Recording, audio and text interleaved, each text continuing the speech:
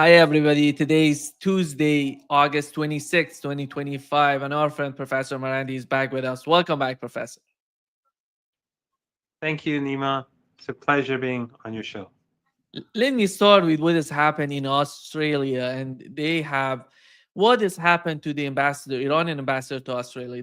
They called him persona non grata. It's somehow amazing that Israel is just they called Lula persona non grata. What's going on in Australia? Well, apparently, the Iranian ambassador has been helping carry out genocide in Gaza. Uh, that's as uh, I assume that's what it is because the Israeli ambassador is uh, doing fine in Australia, and the Australian regime has no problem with him. So it must be the Iranian who's committing crimes against humanity and starving babies and involved in slaughtering families on a daily basis. This is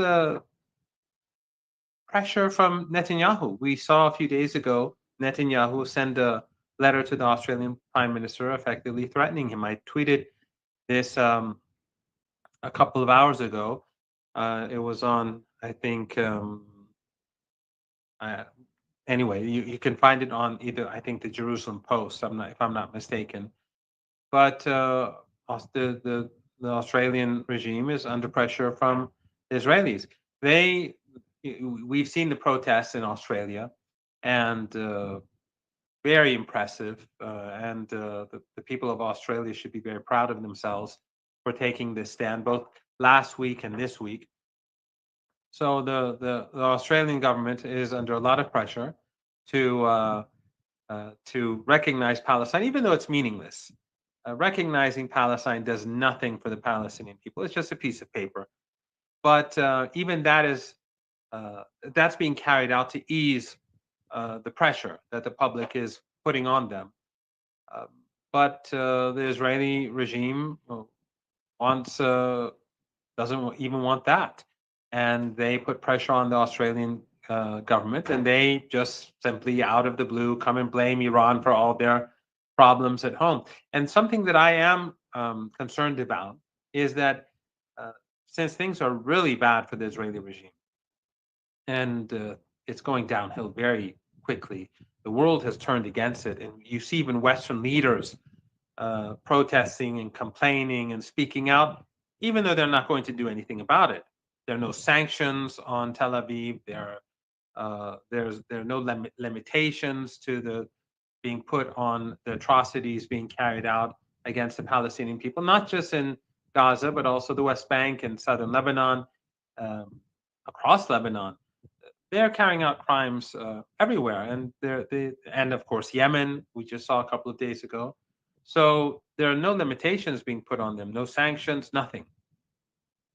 But in any case, the world has turned against the regime, and Western elites who are firmly in the uh, camp of the genocidal monsters, they uh, they even have to speak out against the Israelis. So what I'm concerned about is that there may be a false flag operation somewhere in some country against Western interests in the United States, somewhere in Europe, or something directed at Western citizens so that the Israeli regime could perhaps change the narrative.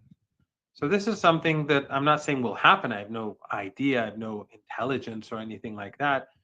But these things have happened often in the past, and what we're seeing in Australia is a small example where the Australian regime tries to distract attention away from what the Israeli regime is doing, and they try to blame Iran for things that have nothing to do with Iran. Iran is the only country in the region that has a Jewish MP in parliament.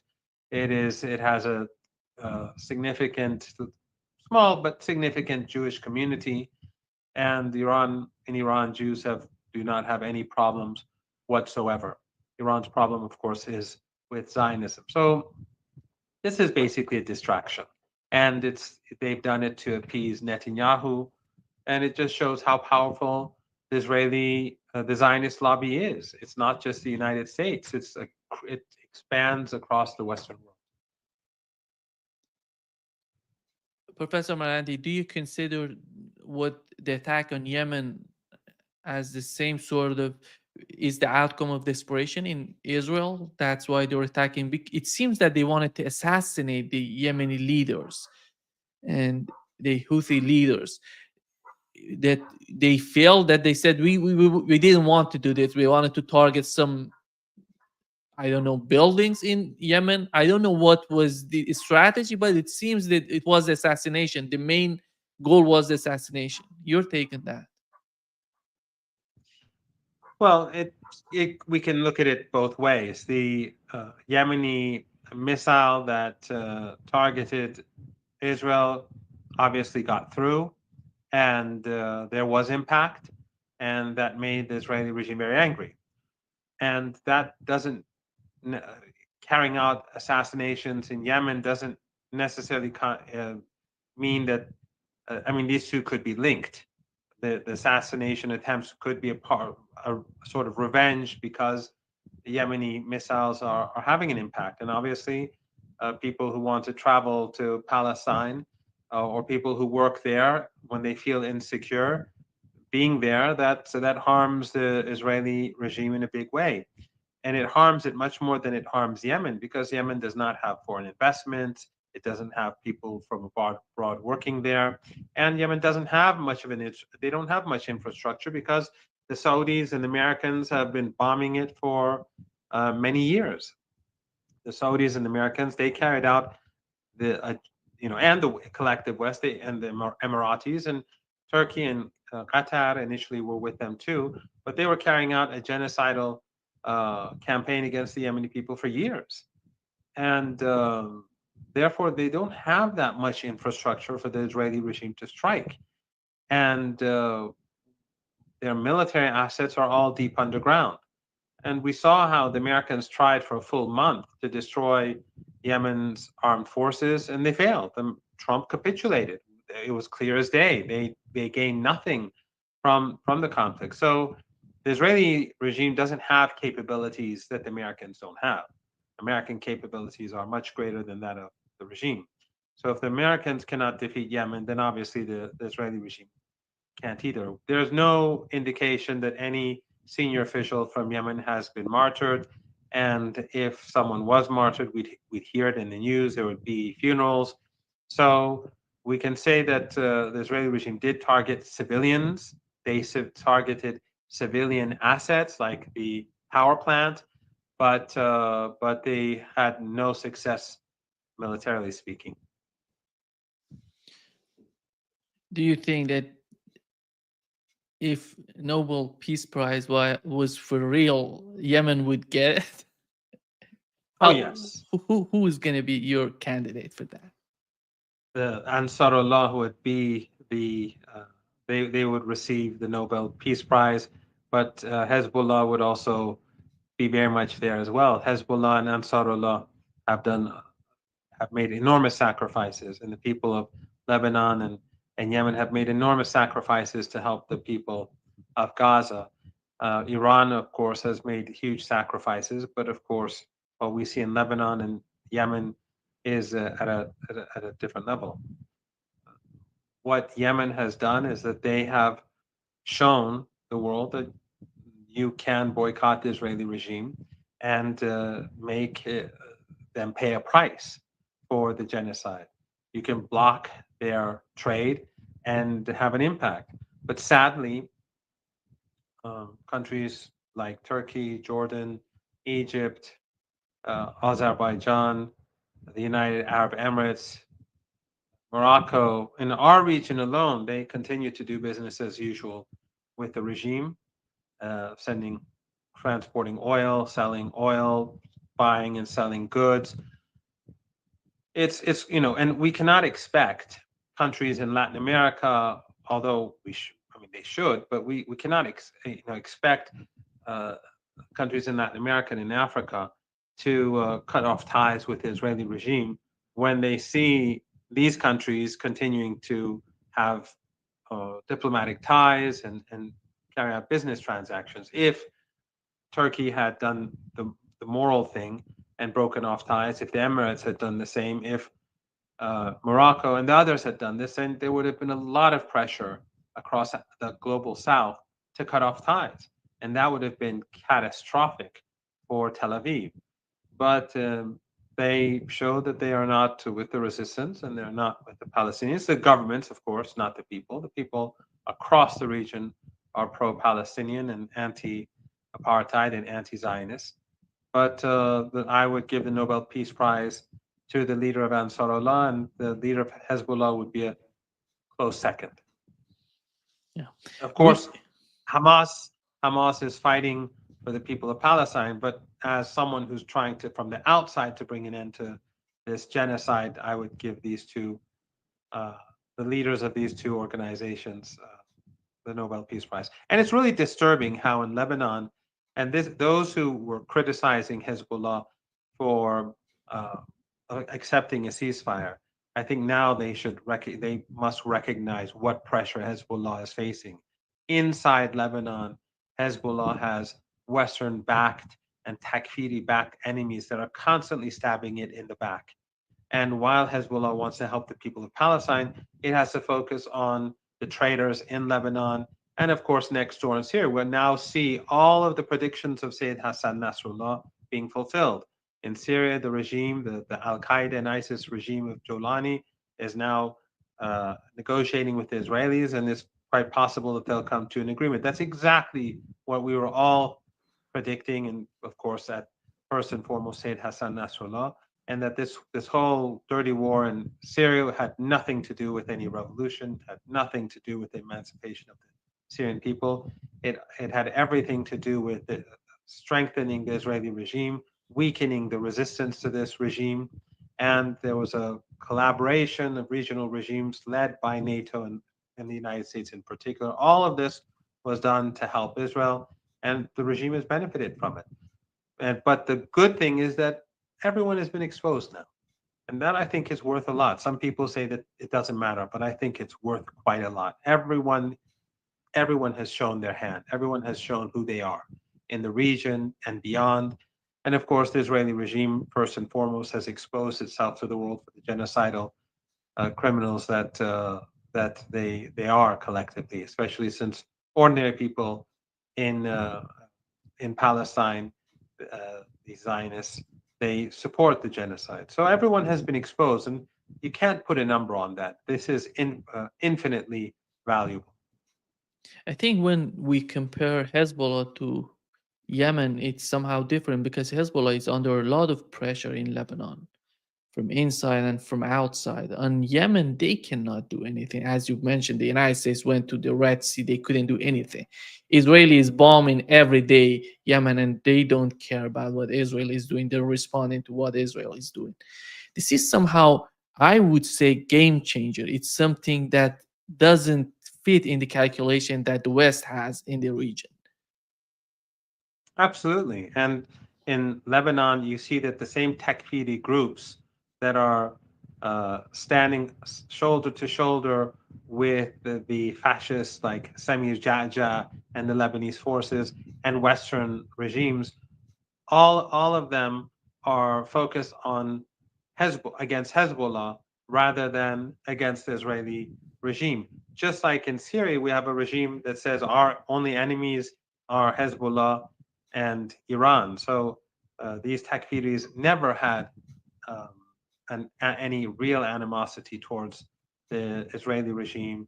They never supported the Palestinian people. But this is all coming out now. Their supporters in the West, especially those who receive money from oil and gas rich countries in the region. Their news outlets, their media outlets, their their cultural centers, their political organizations. They will continue to try to justify this because they're on the payroll. They'll continue to try to be apologists for these groups. But I think for those who are independent minded, for those who are fair minded, for those who are looking at the region with open eyes, they see the reality. It's become clear as day. These Takfiri groups from day one were a tool of the West, and they've been very useful. And Erdogan and Abdullah of Jordan and the Qatari regime and others, they've worked very hard to help the Americans carry out their policy in the region.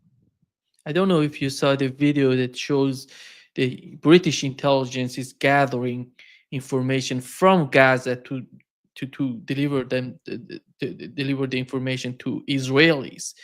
You know, you're looking at the behavior of the British government. On one side, they're trying to say condemn Israel, condemn what's going on in Gaza, starvation, all of that. But you see they're providing intelligence targets to Israel.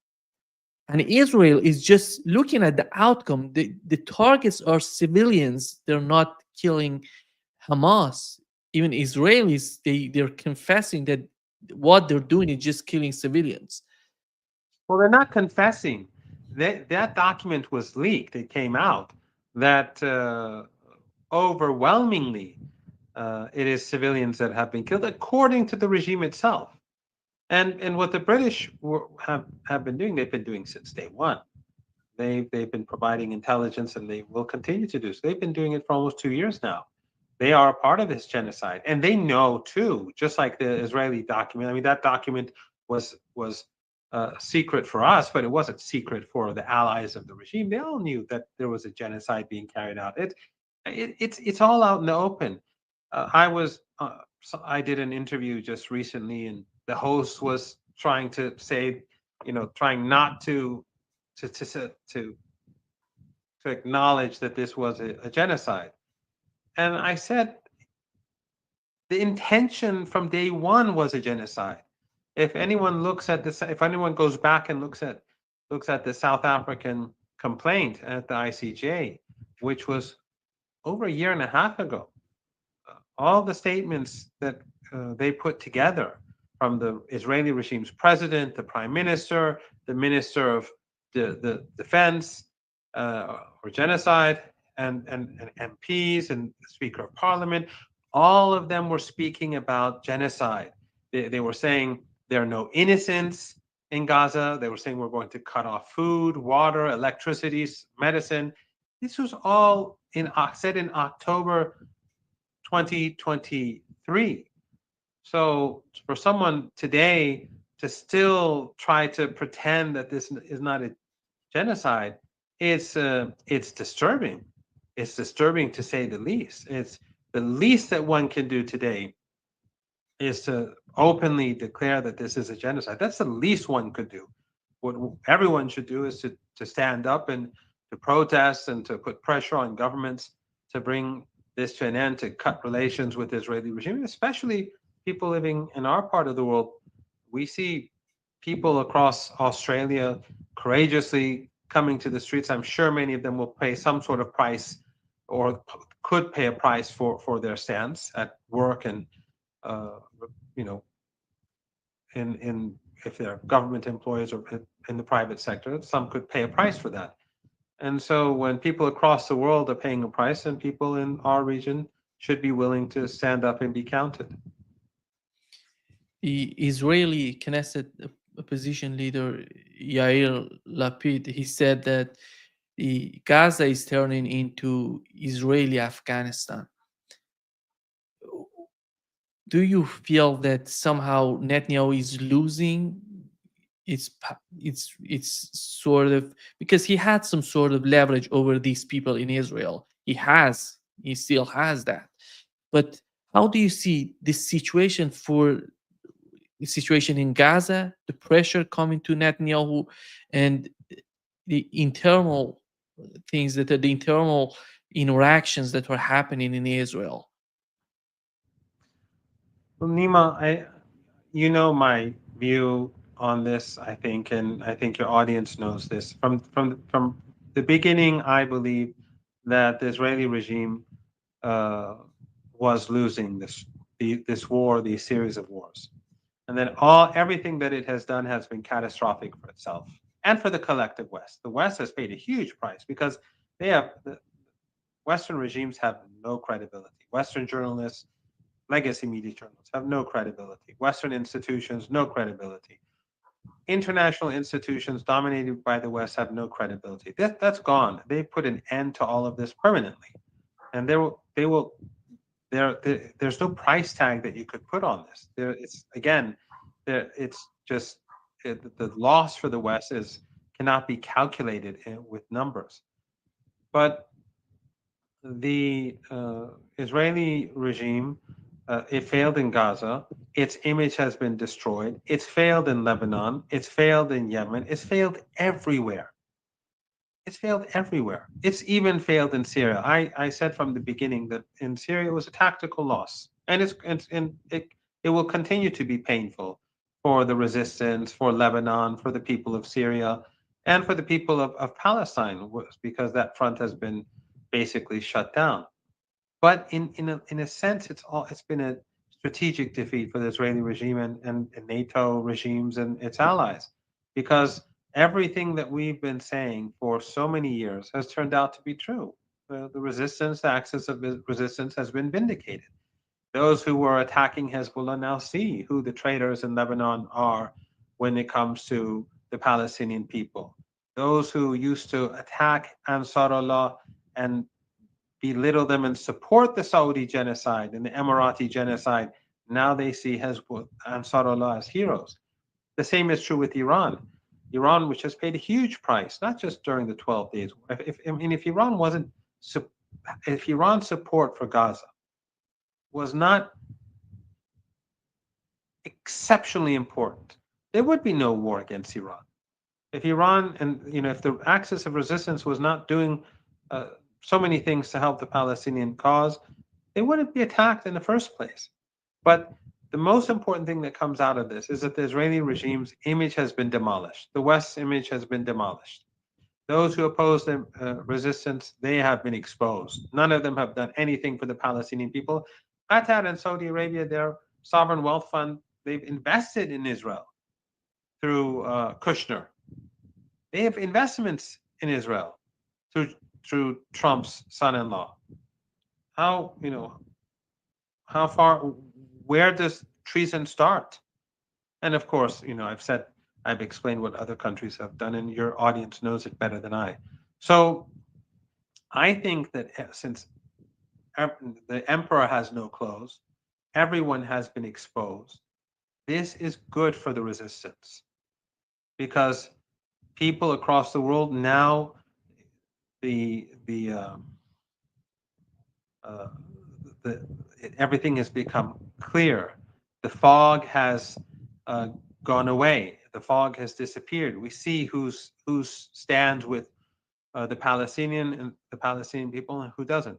And Netanyahu, he can continue with these wars. He may carry out another attack on Iran. He may continue to bomb Yemen. He bombs Lebanon regularly and murders Lebanese citizens on a daily basis, something that the Western media ignores, even though they have offices in Beirut. But it's hurting Israel. The contempt for the Israeli regime across the globe is being solidified. It's the longer this lasts, it becomes stronger. It becomes more permanent. It is not going to escape what it has been carrying out over the past 2 years.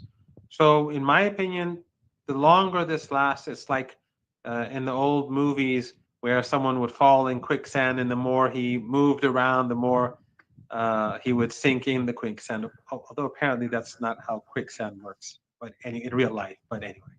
Yeah. On Saturday, I talked with uh, Lieutenant Colonel Anthony Aguilar. He was in Gaza. He reported on what's going on in Gaza. When I asked him, how did you find the situation in Gaza? He said something, I think it's so deep to just think of it. He said that the ideology of IDF, when you work with them, is that all Arabs and Muslims are the enemy. They have to be killed. And Yes. so he said, so what could you imagine the outcome of that in Gaza? There's no difference between ISIS and Al Qaeda Zionism in that respect. They consider anyone that stands in their way as worthy of death. And not only do they hate Arabs and Muslims, they hate everyone. They hate Christians. We see how they treat Christians in Palestine. It's only the Christian Zionists who have been active in trying to fool ordinary people in the United States and across the West, or religious Christians, about the nature of Israel with their cult and the nonsense that they promote. But yeah, I've seen a couple of his interviews, and they are uh, very painful to watch. It's not something that is a secret to us because we know they speak out openly. Just a couple of days ago, an Israeli MP, she spoke about, or maybe yesterday, she spoke about extermination. She said these are Amalek, and we shouldn't be ashamed to wipe them out. That's how it is. But the West, they support this. Western journalists, they support this. If they don't support it, they're too cowardly to do anything about it. Either they're bought off, or they have their, Epstein-like problems. And now with AI and the new technologies, they can obtain dirty, they can obtain all sorts of information on people through their laptops and cell phones and tablets. And there are so many different means to gather information on people. That's why your your audience, especially since many, I'm sure most of them are pro-Palestine, they should be very wary about their uh, being having their personal information access through cell phones or through laptops or through tablets, and the images that can be recorded through all of these. We've learned that Armenia and Britain have agreed to elevate their relations to the level of strategic partnership. Do, do you understand what does the United Kingdom want from Armenia? What is that strategic partnership? What do they need to come to Armenia? Well, you said something earlier, and I forgot to respond to that, and that was about the British intelligence support for the Israeli regime through Cyprus. By the way, the planes and the drones fly from Cyprus. So Cyprus is deeply involved in this Holocaust, and their leaders have blood on their hands, a lot of blood on their hands. They're just like Netanyahu. They're no different. But but the British, that's what they're doing in Ukraine as well. The British are the most extreme of all of the entire West. Even though the UK is collapsing and the economy is falling apart, and they're probably, the situation in the UK is probably worse than any other European power, major European power, and the situation in Europe is not good at all. But despite all that, the British are the most uh, fanatical when it comes to Ukraine and Russia, and their support for the Israeli regime is quite stunning and extraordinary. But they don't, they're not powerful. They don't have the ability to project power. They don't have more than a few thousand troops that they can send here and there. It's so the the government in um, Baku, as well as the Armenian government, both of them, I think, are misreading the situation. Baku, instead of trying to have good relations with Iran and Russia, it's still under the influence of the United States. It has become an ally of Netanyahu and the Israeli regime, whereas its neighbors are Iran and Russia. Its two key neighbors are Iran and Russia. And the same is true with Armenia. The Armenian government, instead of trying to have good relations with Russia, and instead of ignoring uh, Iran's some of the things that Iran has been telling them to do or not to do, they have put faith in countries that are never going to do anything for them. NATO is not going. I don't even know how long NATO is going to last. But Armenia cannot rely on the strength of the British. So I don't take anything that the British, any agreement between the UK and Armenia as important, especially as the war in Ukraine continues. The war in Ukraine, Nima, will continue to drain Western resources. Maybe Trump will stop funding it. And of course, we don't know what the CIA will do because they have all sorts of hidden money here and there. But the Europeans, apparently, from what we're seeing, they're going to continue waging this war. And so the European economy is going to go downhill even further. It's been bad. It's been going from bad to worse. So they're in no position to change the balance of power in the Caucasus. Remember, these are the seven dwarves, as I don't know who first said this, but these are the seven dwarves who we saw. Maybe it was George Galloway, I'm not sure.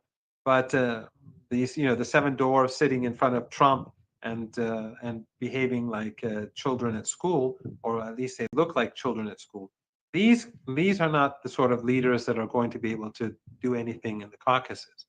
And as I said before, Iran will not allow borders to be changed, and Iran will not allow its access to Armenia and through Armenia to Georgia or the Black Sea or Russia to be blocked. It won't happen. If that happens, there will be war. It's as simple as that. And the United States is not going to go to war with Iran over the southern province of Armenia and the Republic of Azerbaijan. They would be very foolish if they even tried anything against Iran. So as long as Armenia's sovereignty is preserved, then Iran doesn't have a problem. But as soon as that changes, then there will be military confrontation. Iran has already based large numbers of troops on the border. Sometimes you see things online.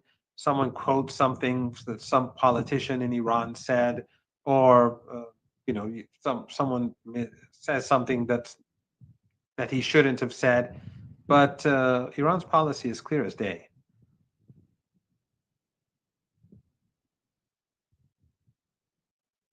I think, Professor Marandi, you mentioned the case of Ukraine. There are a lot to be learned from what has happened in Ukraine. Is the British role in what's going on in Ukraine? They were still providing. Zelensky is totally protected by British intelligence, and you talk about CIA right now, it's behind the scene, but you see the British, how they're doing everything in Ukraine. And I would argue, do you think that the Iranian government would be concerned about what's going on in Armenia, considering the British government coming to Armenia? Because they may play the same role in Armenia. Yes, Iran is definitely concerned, but Iran is not really that concerned about the British. They're more concerned about the Americans. Yes, the British, they play a destructive role, you're right, but they cannot project power. They have no ability to fight Iran anywhere at any time.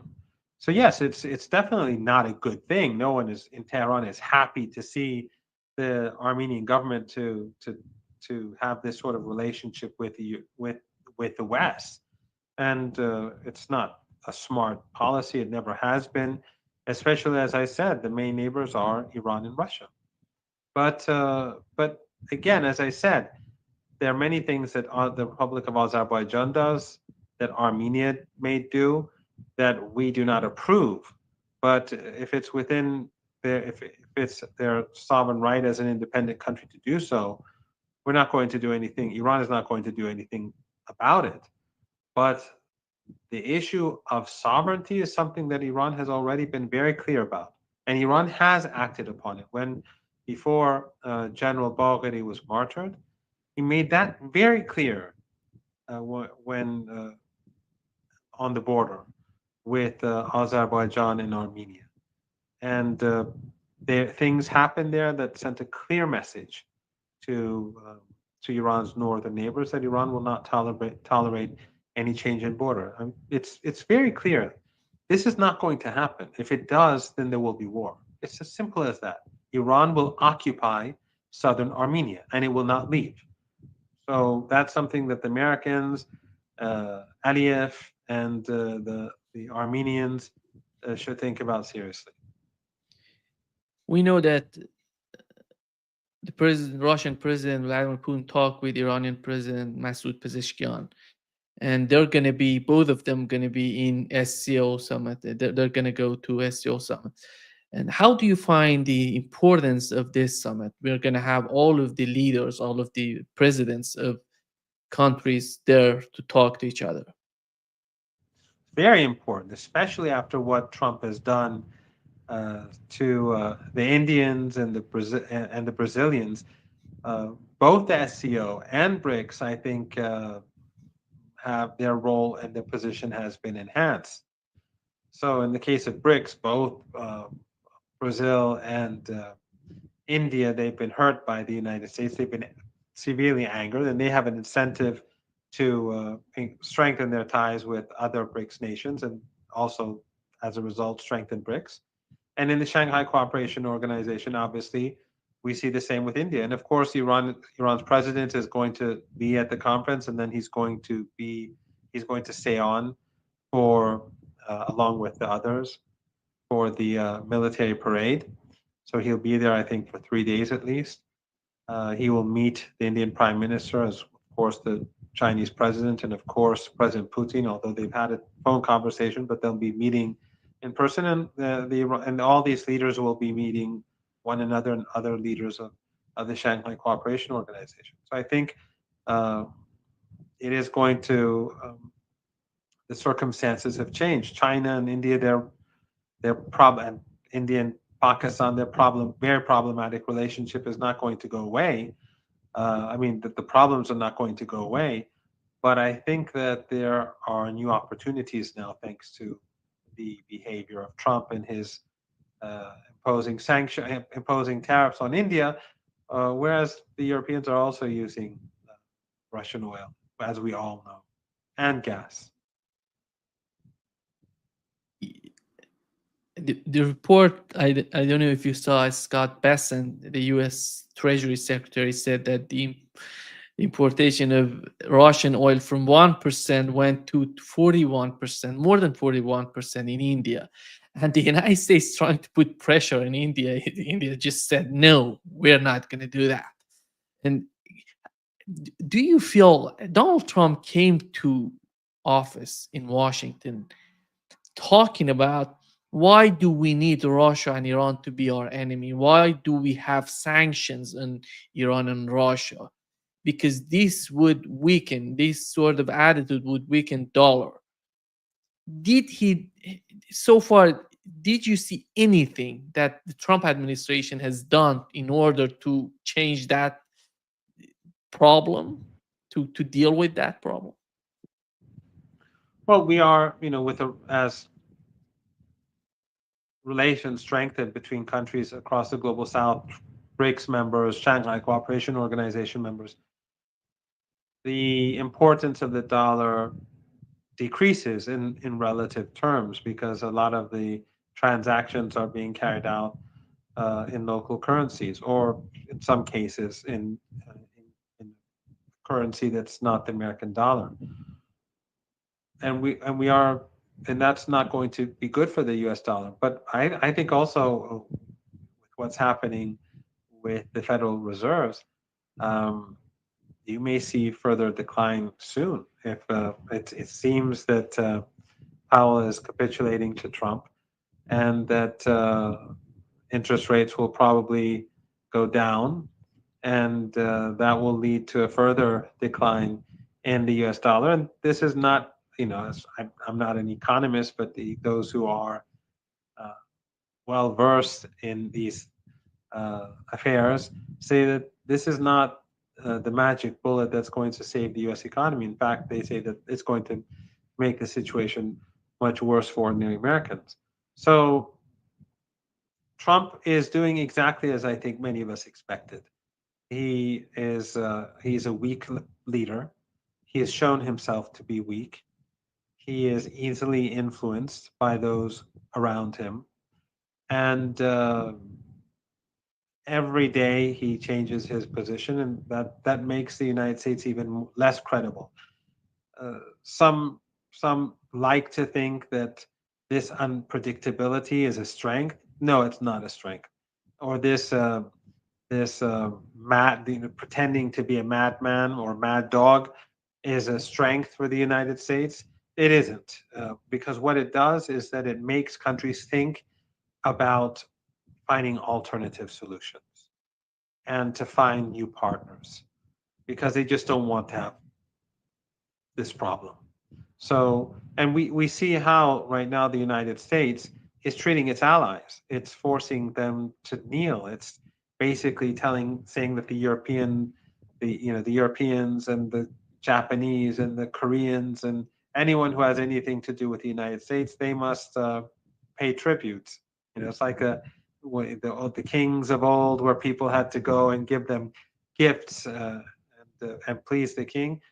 They are hurting their own so-called allies more than anyone else, and but their allies are not really that important anymore.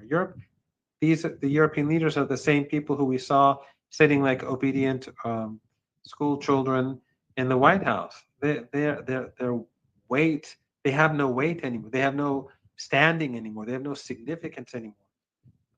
Iran doesn't take the Europeans serious anymore. This was not the case even 20 years ago. So Trump, I think, is basically uh, pushing U.S. decline, increasing the pace of U.S. decline, and he's also making the United States more hated across the world by fully supporting the genocide, regardless of what the reasons are, what sort of information or the Epstein or the Mossad has on him or on people around him, or whatever the reason. His full support for the genocide, his crude behavior towards different countries, insulting world leaders. He threatens Iran. He insults India. He That sort of behavior is not working for the United States. It may, some of his supporters may close their eyes to reality, I'm sure, but it's not helping the United States at all. He had a meeting with the president of South Korea in which he was talking about denuclearization. I talked with John Helmer today, and he said when he's talking about denuclearization, he's not talking about the United States or anybody in Europe. He's talking about North Korea. Do you feel it feels somehow, for me it feels that Russia in their strategic partnership with North Korea, they're trying to balance the power, and that's why, because considering Russia and the United States and North Korea and Europeans, they're somehow trying to balance that. How do you see the way that Donald Trump is pushing about denuclearization? Do you think that the United States would be part of it, or it's just a rhetoric just to focus on North Korea? Nothing will come out of it. When the leaders of the United States and North Korea met, afterwards the North Korean foreign minister met Iranian officials, and he was asked what was Trump like, and he said it was fine. But as soon as he left the room, it was business as usual. Bolton, who's now in trouble, and the others, they prevented any good from coming out of of the meeting, and uh, Trump is not going to be able. He's first of all, he's not focused. He's constantly changing his position. I don't think he has any strategy at all whatsoever. I don't think he has any idea about any clear vision about the Korean Peninsula. But after what he did to Palestine, after carrying out the airstrike on Iran, he's only proven to the North Koreans that if anything, they should strengthen their nuclear capabilities. Uh, he's done more to convince people across the world. I mean, ordinary Iranians today, well, I can't say overwhelmingly, But a very strong majority of Iranians today, so according to polls, want Iran to have a nuclear weapon, and they often criticize the state and the government and the leadership for not uh, having a nuclear weapon. So the argument, the case that has been made uh, to to produce nuclear weapons, to preserve nuclear weapons, to increase the number of nuclear weapons, has been made by Trump more than anyone else. So I cannot envisage him having any success. And South Korea, it's obvious that the Russians are going to support North Korea. South Korea helped Ukraine a great deal. A lot of the ammunitions that Ukraine used against the Russians were brought in from South Korea.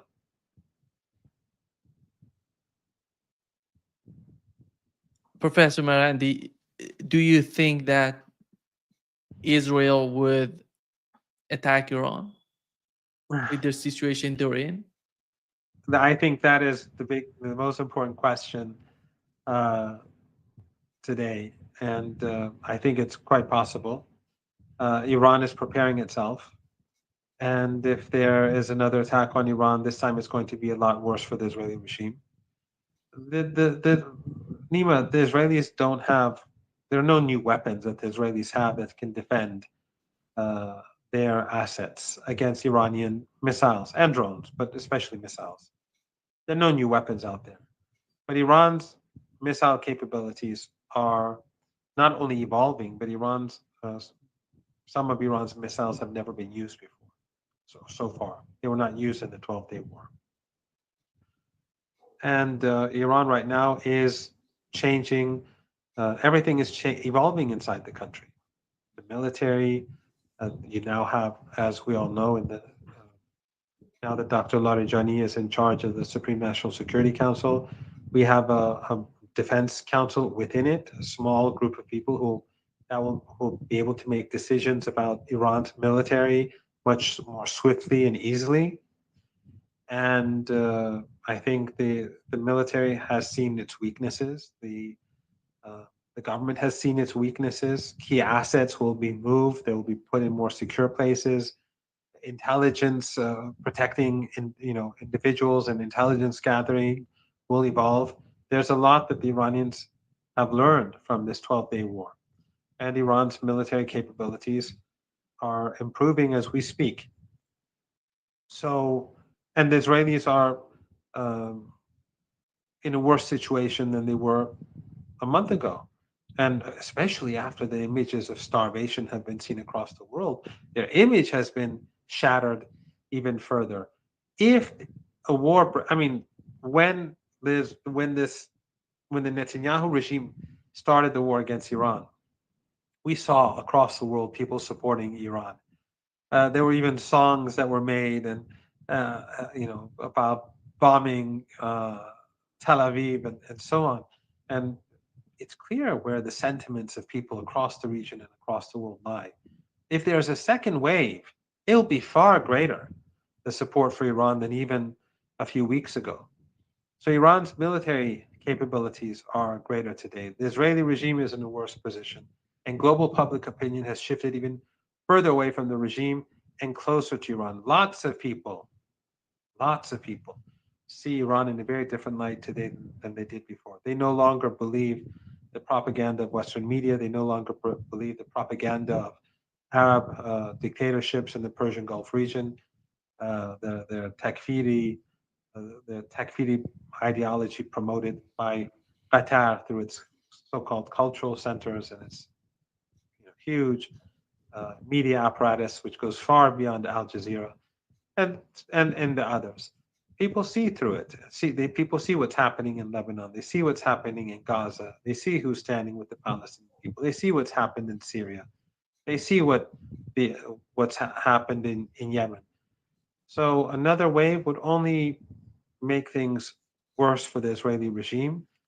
I do not welcome war. I hope that the genociding, the Western genocide in Gaza comes to an end today. But there are lots of people in Iran There are lots of people in Iran who want Iran to strike the Israeli regime. Lots of people, Nima, people who you would be surprised to hear this from. People come up to me thinking that I have some sort of influence. They say, "Why did we stop?" Not like these highly motivated, pro Palestinian activists. No, I'm speaking about ordinary people on the streets who expected Iran to continue. I mean, Iran had its reasons. We've gone over this before. After all, Iran, it was a it was a surprise attack, and many of our senior commanders were martyred. And Iran took a big hit on day one, and Iran is now preparing itself uh, for this for potential second phase. But in any case, the mood in Iran today is very different from before the war. It was a major mistake launching this war against Iran because it's united Iranians in a way which I have not seen since the 1980s, since during Saddam's war against the country, and the Israeli regime is not in good shape on the other hand. Before wrapping up, Professor Marandi, I think if the Israeli government, or by the putting pressure on the Israeli government, they eventually let the media go to Gaza, to what's going on in Gaza, that would be hugely consequential for the Israeli government. Do you think that would happen? Do you see the possibility of that happening? Nima, we saw how the Associated Press and how Reuters they distance themselves from their own reporters in Gaza when they're martyred, when these Palestinians are killed. They're deeply racist, and and you hear like they say Western journalists. What's so special about Western journalists? Western media has been supporting this Holocaust since day one. They have zero credibility. Each and every one of those Palestinians who were Palestinian journalists, even if they were working for a single day and then they were martyred, they're of greater value than the entire CNN apparatus, Fox News apparatus, BBC or Sky News, and so on, and France 24, whatever else they have out there. These people gave their lives and they showed us what was happening. We know what's happening in Gaza. We know that they pull the plug of the incubators in hospitals and have the infants die. We know that they carry out double tap attacks on hospitals, and then Netanyahu says it was a mistake, but we know it was not a mistake because it was a double tap attack. They attacked, and then when people gathered, they struck the same place with a drone. It wasn't some shell. They knew exactly what they were doing. We know how, even though the West tried to pretend that initially that these were mistakes or that it was a Palestinian rocket that would hit hospitals, we knew from day one that they were intentionally striking hospitals, that they were intentionally hitting children. We knew it from these Palestinian reporters that were killed. We know that they were they were hunting kids, and one day they would shoot them in the head. One day they would shoot them in the stomach, and one day they would shoot them in the. We know it from these Palestinian martyrs. And Western uh, journalists and Western media has zero credibility. They do not add any value at all. They are in no position to talk about reporting from Gaza. We've had all the information for 2 years, and they suppress it as much as possible. They are foot soldiers in this genocide, and I'm not saying that all reporters in the West are bad. No, there are some who I know who are decent people, but in general, AP, Reuters, CNN, Fox News, it doesn't matter. The Canadian media, European media, Australian media, they have zero credibility. It's interesting, by the way, Nima, because you began this interview talking about Australia and the nonsense that the Australian Prime Minister said about Iran. Australian media immediately contacted me, two different outlets, and I agreed. And then literally minutes later, they said, "Oh, the schedule has changed. The program is." They don't want to hear counter narratives. They don't want to hear us. They just want to repeat their nonsense. But the world has changed.